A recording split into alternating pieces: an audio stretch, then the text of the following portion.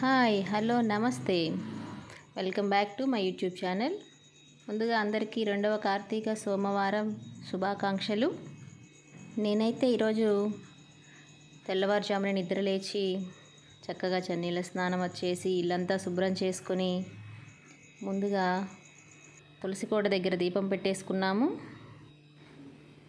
అలానే ఇంట్లో దేవుడి గుట్లో కూడా దీపం పెట్టేసుకొని చక్కగా స్వామివారి అష్టకాలన్నీ చదివేసుకున్నాము.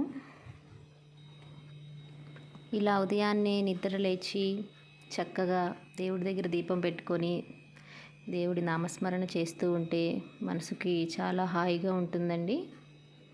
నేనైతే ఈ కార్తీక మాసం అంతా ఉదయాన్నే లేచి దేవుడి దగ్గర ఇలా దీపం పెట్టుకొని ఉంటూ ఉంటాను. మీరు కూడా ఇలానే చేస్తారా? మీకు కనుక మా వీడియోస్ నచ్చినట్లయితే దయచేసి లైక్ చేయండి, షేర్ చేయండి, సబ్స్క్రైబ్ కూడా చేయండి.